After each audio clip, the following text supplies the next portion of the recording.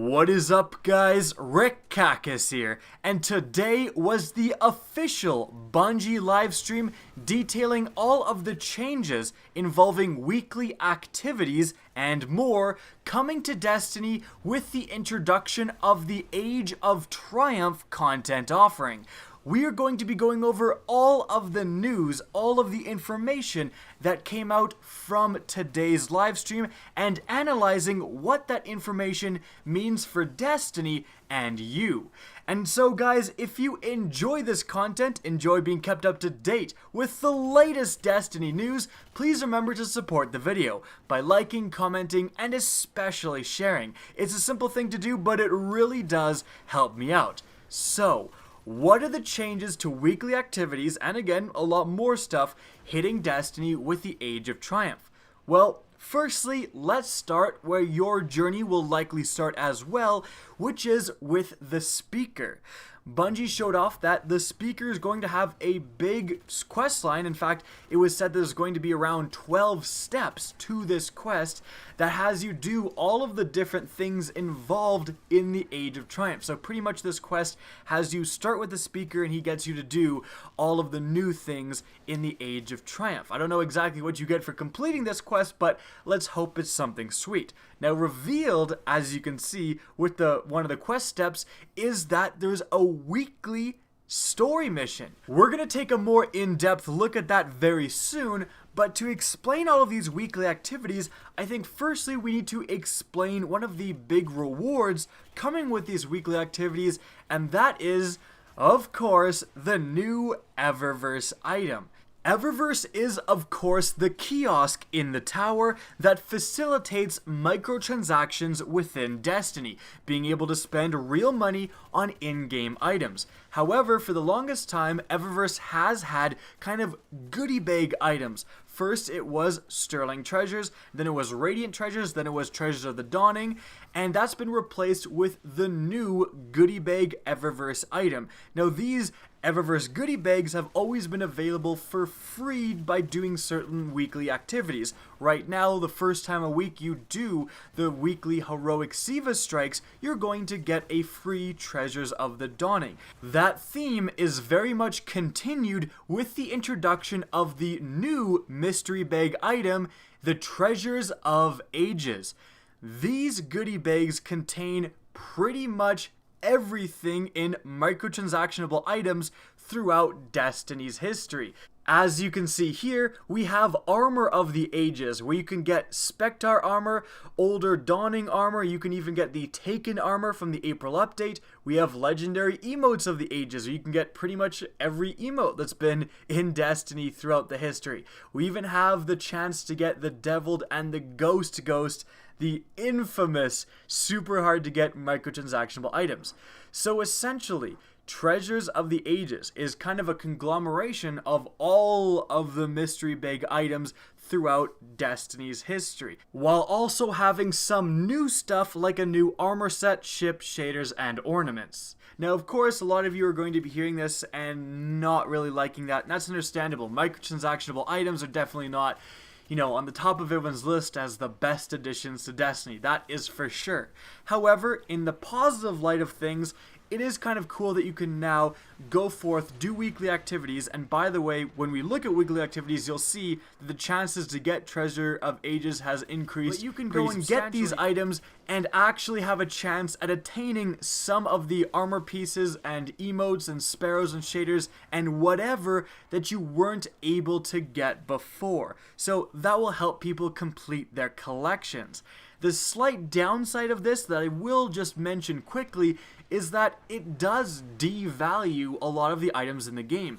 If you're someone who is sitting there with a ghost, that's pretty cool, kind of. Like, it's a representation of that you participated in the Festival of the Lost, and the fact that there's now another chance to get that, again, devalues your ghost, makes it not as special. Now, that's not a huge downside, but it is something I think that's worth mentioning. Now, moving on, so that's kind of one of the main rewards behind the new weekly activities, is these treasures of the ages. Now, moving on, but still sticking with microtransactionable items, kind of, we got a new look at the silver dust vendor. So if you dismantle some of the microtransactionable items that you already have, for example, ornaments that you don't want, you're going to get silver dust. You can spend that silver dust at the silver dust vendor. And you can see here, there's a lot more stuff to buy. We have a ton of different ornaments.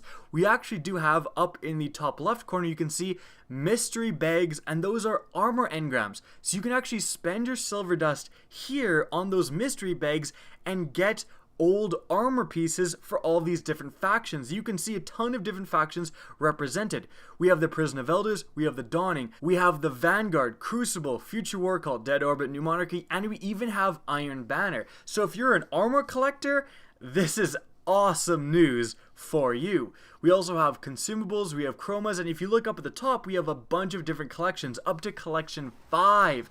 So just a ton of stuff to spend with that excess silver dust. Now moving on from there, we also got to take a look at how some of the vendors are changing. For example, the Crucible vendor Shax. Now he's going to have 2 weekly Crucible bounties, which is pretty good news for PvP players. You can also see that down in the bottom corner here, he does also have access to the Crucible armor engram here called the Arena engram. So you can go directly to the vendors and then spend your dust to get old Crucible armor if you're a collector. Alright, now with all of that information out of the way, we can finally move on to how the weekly activities are changing in Destiny.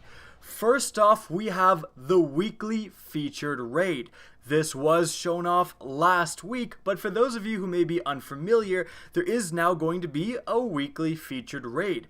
This particular raid, starting with Crota's End on the 28th, is going to be a hard mode raid where all of the different challenge modes are active. We can see here for the Crota raid, we have the Death Singer challenge and the Crota challenge active. Doing these weekly featured raids will unlock special rewards, and one of those rewards, as you can see here, is new Age of Triumph ornaments that are available for new raid gear coming with all of the different raids. So that is pretty cool.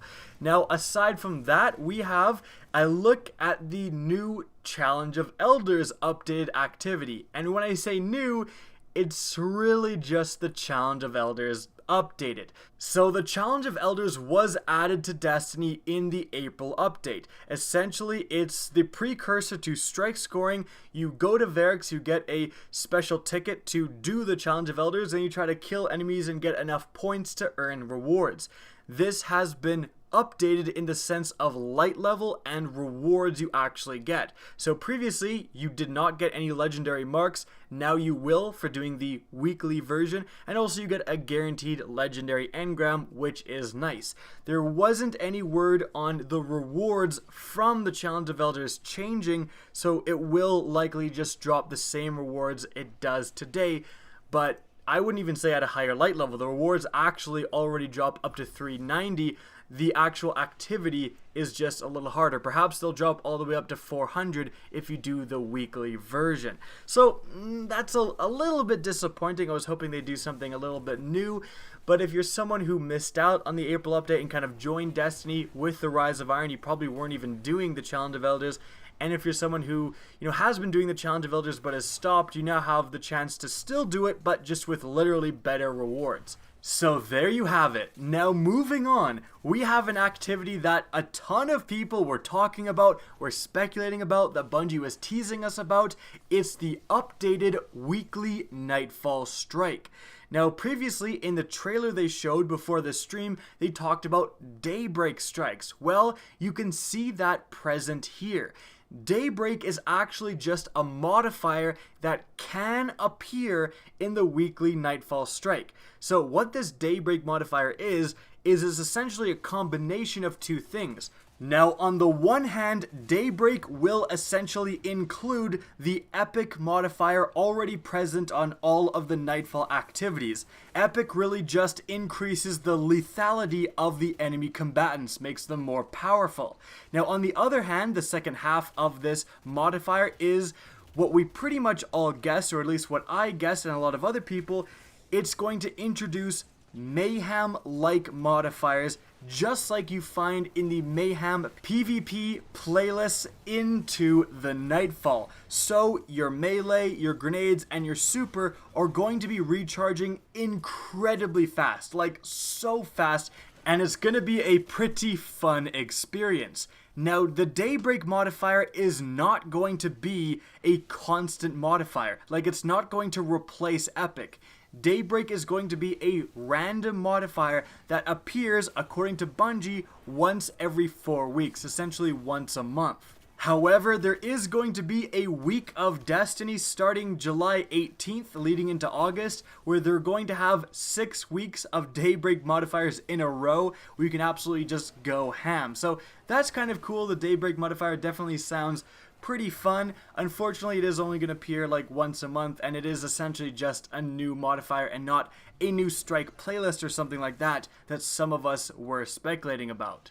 However, we did get some pretty awesome Nightfall news, and that's because with the arrival of the Age of Triumph, the blue fire is going to return, and that means when you do a Nightfall strike after the Age of Triumph hits Destiny, you're going to get that blue fire above your head, and that means you're also going to get an experience bonus for the rest of the week. So if you do the Nightfall right away, you're going to get more experience, more faction rep, more everything in the rest of the activities you do, which is absolutely awesome. It's a huge reason now to do the Nightfalls once the Age of Triumph hits again, so hugely in favor of that. Very glad the blue fire is coming back. Now moving on, we have the Siva Crisis Heroic Strike playlist, and it's pretty much unchanged from what it is now, aside from the fact that you're now going to be earning Treasure of the Ages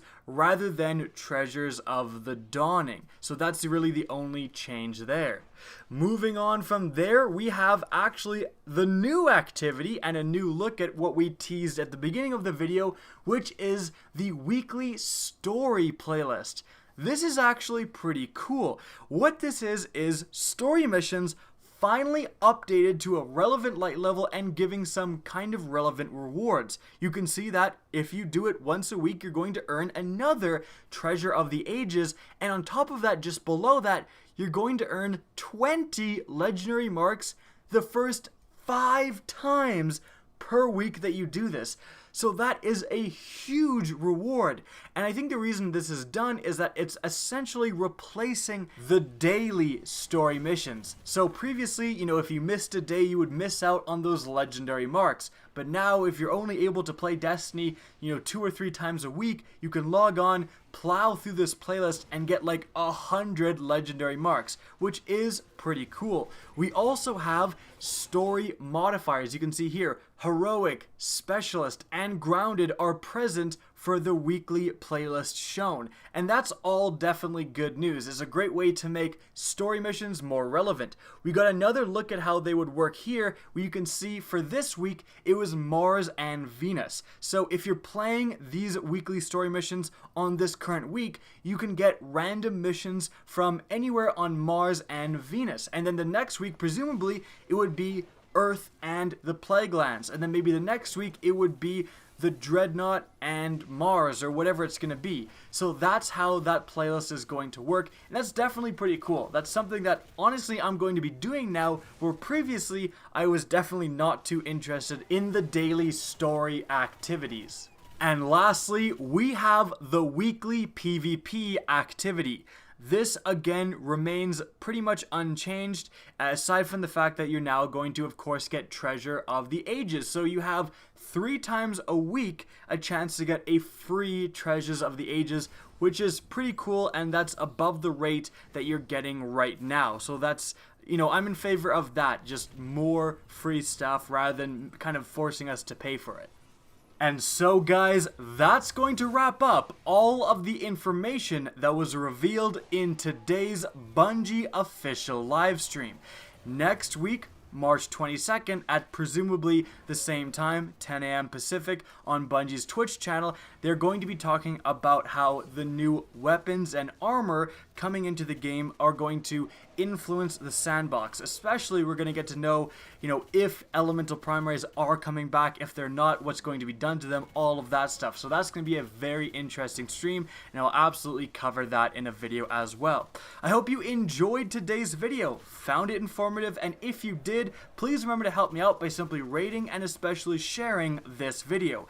If you guys want to see more Destiny content similar to this and want to keep up to date with all of the Destiny news, be sure to slap that subscribe button and especially press the bell beside subscribe if you actually want to be notified of new uploads. Now, if you want to get in touch with me and keep up to date with the latest channel activity, the best way by far is Twitter at RickCacus. That's linked in the description down below, as is my Twitch channel, which you can also follow. There's also my new Cacus HD merch that I just got. If you're interested in supporting the channel, that link is also going to be in the description down below. And I am going to Destiny Community Con 2017, so if I see any of you guys there wearing that stuff, I'll definitely come up and say hello. Guys, that's it for the video. Again, I hope you enjoyed, and as always, have a good day.